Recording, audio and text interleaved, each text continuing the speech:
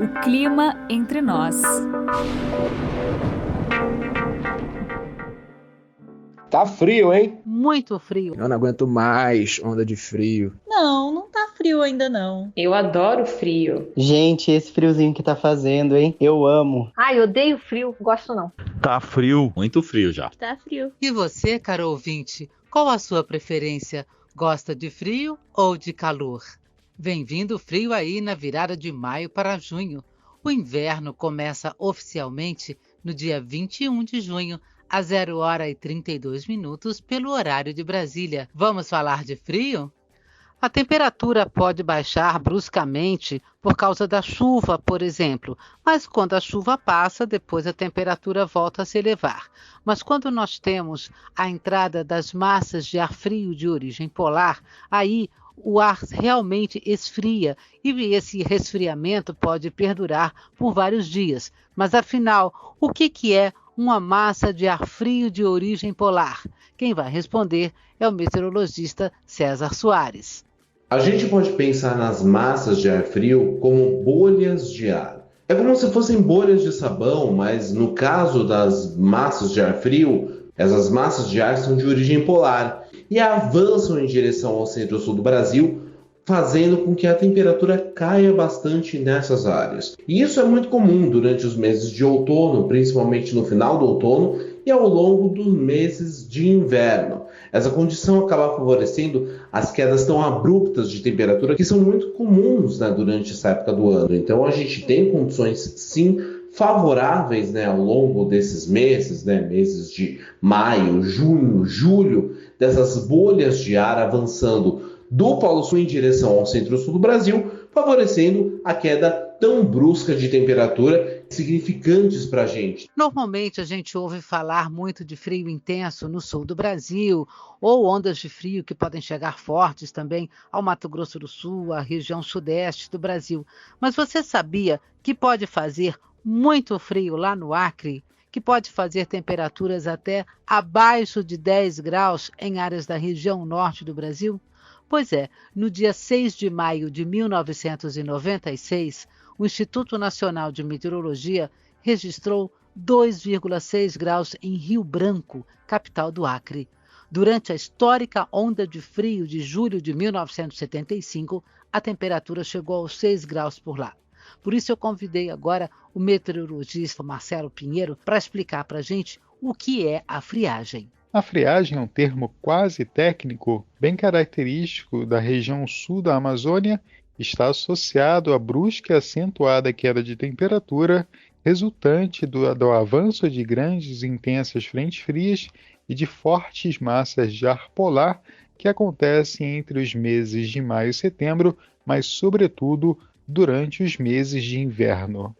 A entrada dessas frentes frias e dessas massas polares continentais fortes impulsionam a entrada de ar frio e ocasionam acentuada queda de temperatura da ordem de 10 a 20 graus em cerca de 24 horas. Esse ar frio consegue chegar às capitais de Porto Velho, principalmente Rio Branco, e em determinadas situações o ar frio também alcança as capitais de Manaus e o estado de Roraima. Já houve casos em que a temperatura máxima em Porto Velho não passou de 22 graus e em Rio Branco de 18 graus. A acentuada queda de temperatura também é sentida durante as madrugadas, com mínimas podendo ficar até um pouco abaixo dos 10 graus na porção sul de Rondônia. Rio Branco também experimenta dias com temperatura mínima muito baixa, da ordem de 10 a 15 graus. Algumas massas de ar frio, muito especiais, conseguem de fato avançar até a região norte do Brasil.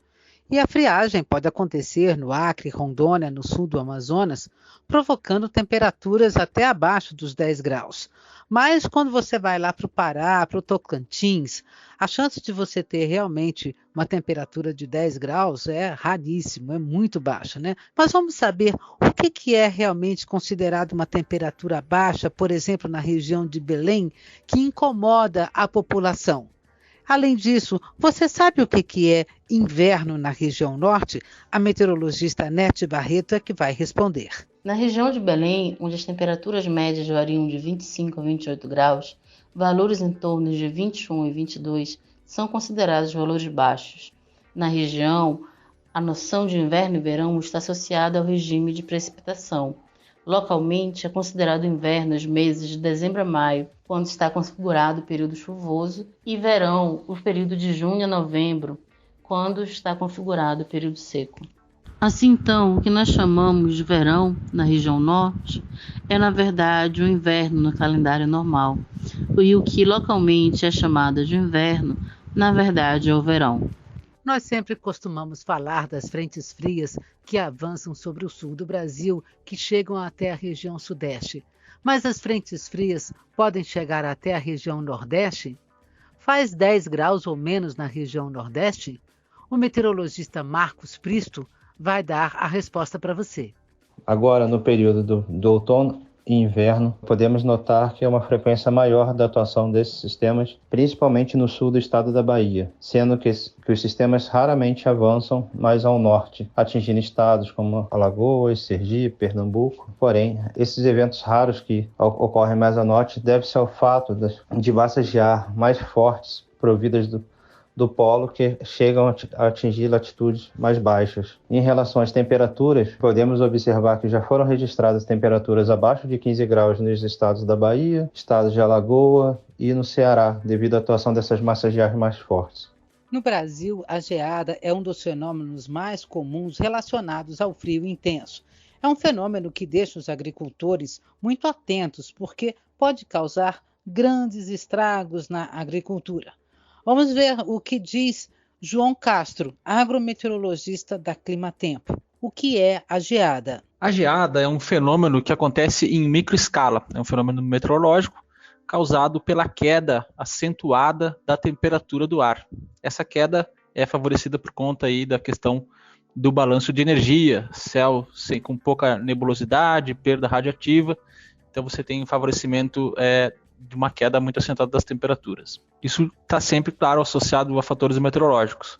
Então, a geada nada mais é do que a formação de uma fina camada de gelo sobre os tecidos vegetais, causados justamente por conta da queda acentuada das temperaturas. A gente costuma dizer que quando a temperatura está a 0 graus ou muito próximo de zero, ocorre então a mudança de fase daquela água, daquele orvalho que estava deposto sobre as folhas, então ele muda de fase, passa para a fase sólida, vira gelo, né? Então, ele causa aquele congelamento do tecido vegetal, uma fina camada de gelo sobre o tecido vegetal. Sob o ponto de vista agronômico, esse é um tipo de evento extremamente importante, porque esse congelamento do tecido vegetal pode provocar a morte de determinadas culturas, porque causa o congelamento da seiva, das estruturas internas da planta. Vamos pensar numa folha, existem células lá dentro, formadas por água, e essa água ela congela, então isso aí ocasiona então a morte das plantas e prejuízos são observados em decorrência de eventos de geada, eventos severos de geada, que podem acontecer tanto em grandes culturas como soja, como milho, mas também em outras culturas como café ou até mesmo hortaliças que não estão em ambiente protegido. Especialmente para o café, existem duas condições que são observadas em eventos de geada. Claro, quando você atinge, quando você observa, aliás, essas condições de temperaturas muito extremas, temperaturas negativas principalmente, a gente pode observar dois tipos de eventos. Em eventos em que a troca de energia, ou melhor, a perda de temperatura, ela ocorre mais na parte aérea, na copa das árvores, das plantas de café, plantas mais adultas, então você observa a morte dos tecidos vegetais dessa parte que está exposta a essa troca de calor, geralmente na copa. Então, esse tipo de geada, quando acontece isso aí, a gente chama de geada de capote, quando ocorre essa perda da parte aérea, essa morte vegetal na parte aérea. Depois que passa o inverno, uma simples poda já é suficiente como medida de manejo para recuperar aquele pé de café. Mas também pode acontecer um outro tipo de geada, que é a geada de canela, quando são plantas muito jovens e essa temperatura muito negativa fica muito próxima ao solo, ali 30, 40 centímetros do solo. Então, esse tipo de geada acontece logo no tronco, nas primeiras folhas mais jovens ali do início do pé. Então, nesse tipo, dependendo do tipo que acontecer, da intensidade, então é preciso fazer uma renovação daquele pé e substituí-lo. Uma simples poda não resolve o problema. De qualquer forma, os dois tipos de geada que a gente observa no café são super importantes e trazem danos econômicos, porque dependendo da época do ano, se os frutos estiverem muito jovens, então esse tipo de café ele perde o valor nutricional, ele perde o valor econômico, porque ele fica um café queimado. Então, na hora da venda, da comercialização desse produto, além de ter as perdas ali em termos de paladar, também tem uma perda econômica por conta da aparência desse café. Então, a geada pode trazer também esse prejuízo econômico em relação ao fruto, não somente a estrutura, a planta em si. A geada é um fenômeno principalmente do outono e inverno no Brasil, mas no sul do país já temos vários casos de geada até mesmo em pleno verão, no mês de janeiro, por exemplo. Mas o mais comum é que realmente aconteça nos meses de outono e inverno. Aline Tóquio, você que tem bastante experiência na operação e fazia a previsão, quando é que você começa a ficar atenta para uma possibilidade de geada? A gente começa a ficar preocupado com geada quando tem indicação de temperaturas menores ou iguais a 4 graus. Geralmente, essas temperaturas já são suficientes para provocar geada. Então, quando tem massas de ar frio que são fortes o suficientes para derrubar a temperatura abaixo dos 4 graus, a gente já coloca a condição de geada, analisa também outros campos meteorológicos para ver se tem outras condições favoráveis, como noites de tempo aberto, né, que também facilitam essa queda de temperatura, e baseado principalmente nessa previsão de temperatura menor que 4 graus, a gente já coloca a previsão de geada. E como você disse, não é necessariamente só no outono e no inverno que isso pode acontecer, né, em outras épocas do ano também. Então a gente sempre fica de olho para ver se tem uma massa de ar frio forte o suficiente que possa causar esse tipo de resfriamento até mesmo em outras épocas do ano. Não são apenas os estados da região sul do Brasil que ficam sujeitos à geada e a temperaturas negativas. Os estados de São Paulo e de Mato Grosso do Sul também podem sofrer com ondas de frio intenso.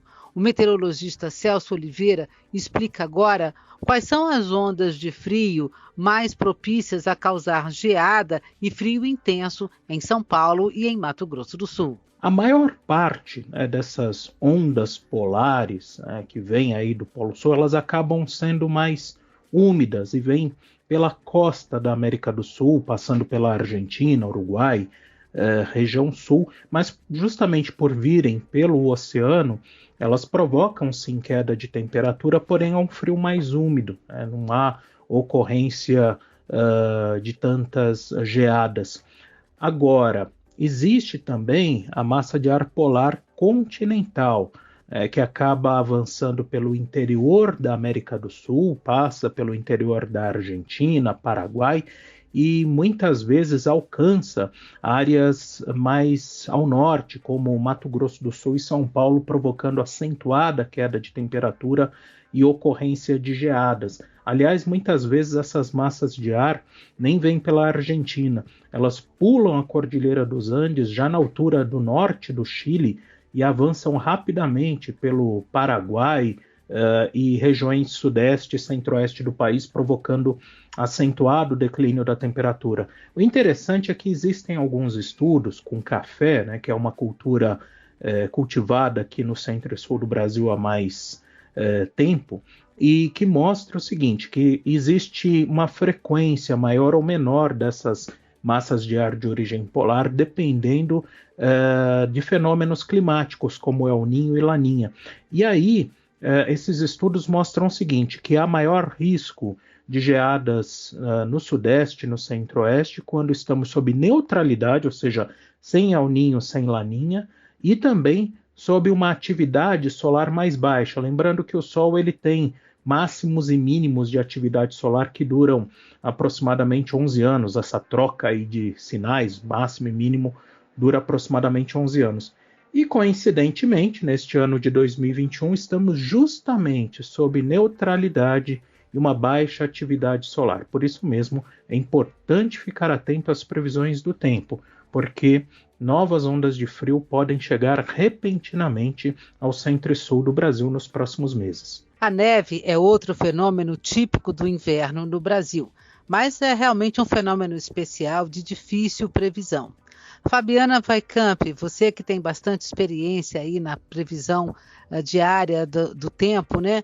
Quais são as principais condições que você apontaria para fazer uma previsão de neve? Neve é sempre um evento muito esperado aqui no Brasil. Normalmente acontece nas áreas serranas do Rio Grande do Sul e de Santa Catarina, mas já vimos também a ocorrência de neve em outros locais não tão comuns, né? Exemplo do ano passado. Então, é uma previsão que exige muita atenção, né? Muita discussão entre os meteorologistas e uma análise bastante profunda aí dos modelos meteorológicos. Para nevar é preciso uma combinação, né, de fatores. Quando tem entradas de frentes frias entre o outono e o inverno, que vêm acompanhadas de massas polares fortes, né, isso já é um indício. É preciso que a temperatura caia bastante, né, que nesses lugares onde vai nevar, tem que ter temperaturas ali, em torno de 0 grau, né, e principalmente abaixo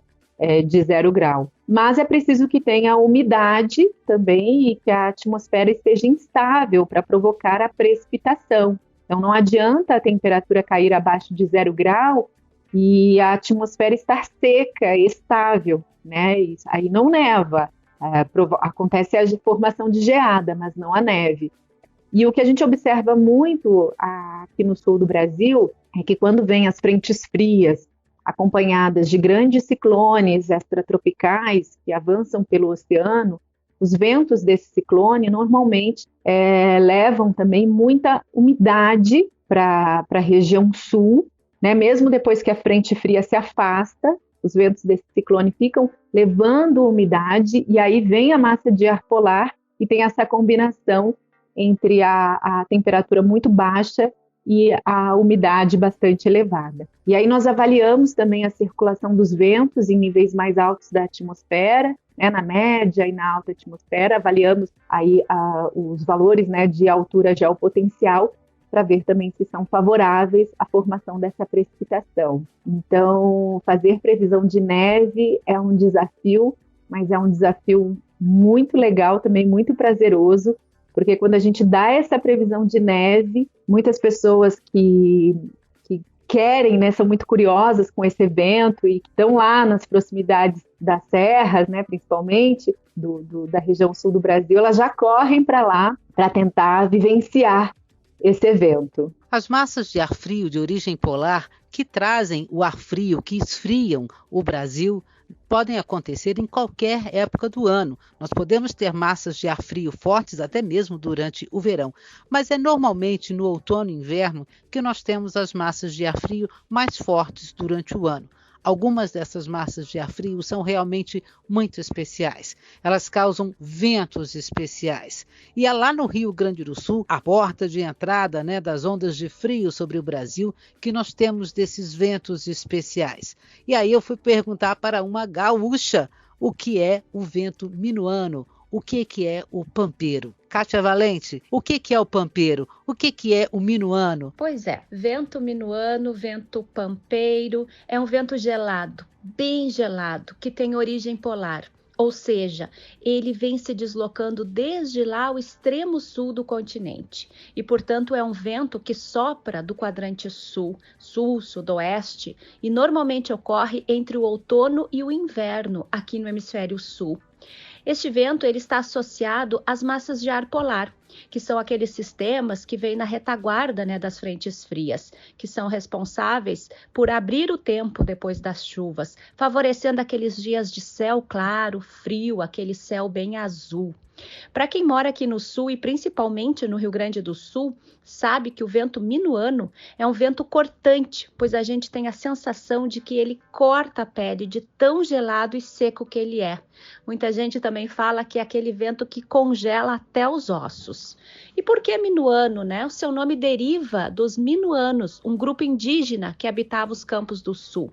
E por ser implacável este vento, ele inspira até hoje poetas em seus textos, composições e músicas.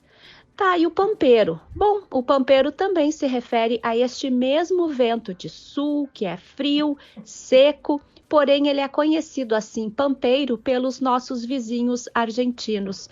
Por lá, os hermanos dizem que ele sopra gelado por até 3 dias. E você já reparou que depois que entra esse ar frio de origem polar, as nuvens carregadas vão embora, o tempo seca e a chuva para? A técnica em meteorologia Patrícia Vieira vai explicar essa situação. Pois é, depois da passagem de frentes frias, normalmente a gente nota aquela mudança no tempo. E essa mudança está associada ao que chamamos de uma área de alta pressão atmosférica, consequentemente com uma massa de ar frio. Para entender como isso funciona, a gente tem que lembrar daquele conceito de que o ar quente é menos denso, é mais leve e por isso consegue subir pela troposfera. Então a gente conhece esse movimento como um movimento ascendente e costuma favorecer a formação de nuvens no caminho. Acontece geralmente quando tem uma área onde a pressão atmosférica é mais baixa. Por outro lado, quando temos o ar frio, o ar é mais denso, ele é mais pesado. Dessa forma, ele vai descendo pela troposfera num movimento que a gente chama de descendente. Esse movimento empurra o ar para baixo e dessa maneira ele impede a formação das nuvens. Normalmente se forma quando temos uma região onde a pressão atmosférica é mais alta no seu centro. Quando a gente identifica essa grande porção de ar como se fosse uma grande bolha e ela está associada a essa pressão atmosférica mais alta, a gente chama de massa de ar frio. E é isso que vem atrás dessas frentes frias. Depois da chuva passar, efetivamente com a frente fria, o céu vai ficar mais limpo e daí o frio aumenta. Quanto mais alta for a pressão, mais baixa vai ser a temperatura. Então, no outono e no inverno, costumamos observar alguns dias de céu mais claro, com noites e madrugadas mais geladas depois da passagem de frentes frias. Os estados do sul do Brasil são os que sentem o maior impacto das ondas de frio que chegam ao Brasil. O frio que faz no Rio Grande do Sul, em Santa Catarina e mesmo em algumas áreas do Paraná é muito diferente, é muito pior do que faz em outros estados brasileiros. Isso é normal, porque o primeiro lugar onde as ondas de frio vão chegar é justamente sobre o sul do Brasil. Então, as roupas que a gente usa lá no Rio Grande do Sul para se proteger do frio não são as mesmas que o pessoal em São Paulo ou mesmo em Minas Gerais, que também está acostumado com um pouco de frio, né, costuma usar. Um pouquinho diferente. Eu fui perguntar para uma gaúcha de verdade como é que é a roupa de lá. Então, Gabriele Goulart, diga aí como é que a gente se protege mesmo, que roupa que a gente tem que usar para um dia muito frio no Rio Grande do Sul. O guarda-roupa do inverno do gaúcho difere bastante, né, do guarda-roupa do inverno do paulista, por exemplo. Eu morei um tempo em São Paulo e eu não usava nem 1/3 das roupas que eu uso no inverno daqui. Bom, num típico dia de inverno do Rio Grande do Sul, eu costumo usar meia calça por baixo da calça, 2 meias, dependendo do frio, bota de cano curto ou bota de cano longo, que vai até o joelho. Na parte de cima, uma blusa mais fina ou a blusa do pijama, um blusão. Quando eu era criança, ainda ia para a escola com 2 ou 3 blusões. E a gente coloca sempre um casaco mais pesado por cima de toda essa roupa, ainda um casaco mais grosso. Geralmente as mulheres aqui usam casaco de lã de ovelha e sempre manta no pescoço e ainda algum gorro, alguma touca que tape também as orelhas. Tem muitas expressões regionais para falar do frio e algumas são muito engraçadas. Lá em Minas Gerais, por exemplo, o pessoal fala encarangá, isso quer dizer encolher de frio. No Rio Grande do Sul tem o lagartear. Lagartear é mais comum, né? A gente fala lagartear ao sol, porque o lagarto vai para o sol. Então, quando a gente vai para o sol num dia muito frio, aí você fala, tô lagarteando ao sol. Mas tem uma expressão que eu acho que é das mais curiosas, assim, e que vem realmente lá do Rio Grande do Sul de novo. Você sabe o que quer dizer renguear Cusco? Pois é, eu fui perguntar para um gaúcho. Afinal, Valdir Hermann, o que é renguear Cusco? É o seguinte, quando está muito, muito frio, então quer dizer o seguinte, renguear a gente usa como algo, quando alguém está mancando, ou está cambaleando, ou está tremendo. E Cusco a gente chama um cachorro de Cusco muitas vezes lá. Então, frio de renguear Cusco quer dizer que está tão frio que o Cusco chega a tremer. Ou seja, o próprio cachorro chega a tremer. A virada de maio para junho de 2021 vai ser com uma forte onda de frio avançando sobre o Brasil. A expectativa é de que esta seja a onda de frio mais forte deste ano até agora. Bom, tem meteorologista que gosta de frio, tem meteorologista que gosta de calor. Esta onda de frio vai dar muita notícia, vai dar o que falar e vai fazer muita gente sentir frio mesmo, inclusive os cariocas. E é para um carioca que eu vou perguntar. Felipe Pungirum, diga aí qual vai ser o modelito que o carioca vai usar nessa onda de frio da virada para junho. Bem, o modelito do carioca, né, ainda mais agora com home office, é o moletom. Ficaremos de moletom o dia inteiro, usando o nosso chinelo com meia, né? Porque carioca que é carioca não gosta muito de usar tênis. Nós usamos chinelos de meia. E aí, para ir no mercado, para ir na padaria, vamos de chinelo com meias. E, enquanto estamos no home office, trabalhando com aquele cobertorzinho para aquecer as pernas. A Desirê Brandt é outra meteorologista muito chegada no calor que eu estou sabendo, né? E aí, Desirê, como é que você vai se virar nessa onda de frio que vem por aí? Jô, eu já começo falando para você que a primeira preparação, sem dúvida, é a psicológica, viu? Eu gosto mais do calor, eu me sinto melhor no calor. Eu realmente sofro no frio, eu sinto dores. E por falar no esporte, Jô, que difícil que é sair do quentinho da cama para correr, viu? Porque corredor tem que acordar cedo. E aí a gente acorda justamente no horário mais frio do dia. Eu já cheguei a correr na cidade universitária com 5 graus. O início da corrida, a gente respira aquele ar gelado e incomoda um pouco, demora um pouco para aquecer, né, as articulações, os músculos, eles ficam, parece que mais enrijecidos, então é mais difícil mesmo o início do treino. Mas, no final das contas, para a corrida, é até bom, porque o desempenho da corrida no inverno, né, com temperatura mais baixa, sem dúvida é muito melhor do que no calor. Pelo menos eu tenho esse contraponto. Eu sofro para sair da cama, para sair para correr, mas pelo menos o desempenho no treino fica bem melhor no frio, isso sem dúvida alguma. Os meteorologistas que trabalham na previsão do tempo precisam fazer a previsão de ondas de frio e também de ondas de calor, mas só que alguns gostam mais do frio, outros gostam mais do calor. Na equipe de meteorologistas da Clima Tempo, atualmente, eu, a Marina Vieira, a Karine Gama e a Fabienne Casamento somos reconhecidamente as friorentas, com muita honra. Eu, por exemplo, já abandonei o lençol. A partir de agora, nesses dias frios, eu me cubro com um cobertor levinho direto no corpo. A minha dica para enfrentar o frio é dormir com 2, 3 edredons, não abrir a janela enquanto tá fazendo muito frio. A gente tá aí no mesmo grupo, né? O grupinho das friorentas. E realmente isso é verdade. E a gente que trabalha com a previsão do tempo, uma coisa mais diária, se é segunda-feira e a gente vê que pro final de semana já vai estar frio, começa aquela ansiedade. Nossa, não aguento mais esse frio. Às vezes o frio ainda nem chegou e você já tá ali sofrendo. O que eu costumo fazer? Horário de almoço, aquele cafezinho da tarde, eu sempre corro para a varanda porque tá sol. Agora então, durante o home office, o local que eu trabalho não bate tanto sol, então fica meio gelado. Eu não gosto de meia, mas esses dias de frio, a gente acaba ficando de chinelo e meia. Então eu já me programo para lavar o cabelo no dia anterior da maior friaca. E aí, no dia seguinte, a gente tá o quê? Linda, bela, com o cabelo limpo e também com frio, né? O pessoal do sul de Minas, que é uma das regiões mais altas aqui no Brasil, lá na Serra da Mantiqueira, também está acostumado a conviver com frio, ainda mais nessa época do ano. Acho que vai dar para dar uma boa quentada no fogão de lenha, né, seu Matias? Bom, a Daniela, Laís e o Matias vão dar agora as dicas do sul de Minas para aguentar essa onda de frio que vem aí na virada para junho.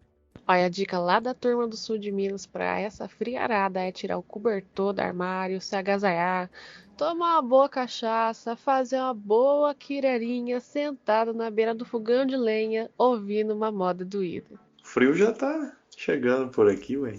Mas o mais gostoso do frio por aqui é poder sentar na taipa de fogão, como você mesmo disse, uma boa xícara de café, um pãozinho de queijo que não pode faltar, uma boa prosa, uma roda de viola. Aqui nós temos um trem que é bom demais, que é o pastelzinho de milho. Essa época olha, inverno pede um pastelzinho de milho também. O Brasil é um país muito grande e o nome das roupas nem sempre são iguais em todos os lugares. Pergunte para um paulista e pergunte para um carioca o que é casaco, o que é uma blusa. Pois é, são duas coisas que a gente usa no frio, né? Ô Paulinha, você que é paulista mesmo, né? Diz aí, nessa onda de frio, você vai usar casaco ou blusa para se esquentar? Olha, eu sou calorenta, viu? Antes da pandemia era difícil eu sair com uma blusa de lã, uma blusa mais quentinha, mas eu vou te falar que eu tô tão acostumada, né, a ficar aqui em casa, e a minha casa é tão fria que eu também me acostumei a usar roupas mais quentinhas. Então, para aguentar esse frio aí, eu aceito blusa quentinha, casaco bem pesado, meia de lã, calça de moletom, tudo que eu tiver direito, tô aceitando. E mais algumas dicas de frio para você, até de gente do Pará, mas que gosta de frio. Eu amo frio. O frio é ideal para você curtir aquela pessoa que você gosta, com aquele vinho italiano em frente de uma lareira, ouvindo uma boa música. Para esquentar um pouquinho, eu aproveito para ficar embaixo das cobertas e colocar séries em dia. Nossa, aqui em casa eu já coloquei bolo para assar no forno, para casa ficar quentinha, a cozinha ficar quentinha, mas o que eu mais gosto de fazer é espalhar mantas pela casa, deixar uma coberta ali perto do sofá na hora de assistir filme, mas olha, vale a pena investir num chá bem quentinho, com gotas de limão, colocar aquela meia preferida no pé, enrolar na manta, no edredom e assistir aquele filme bem bacana com a família. É isso. E o podcast O Clima Entre Nós fica por aqui. Muito obrigada pela sua escuta e espero que você aproveite bem essas dicas para enfrentar o frio que vem por aí. Até a próxima!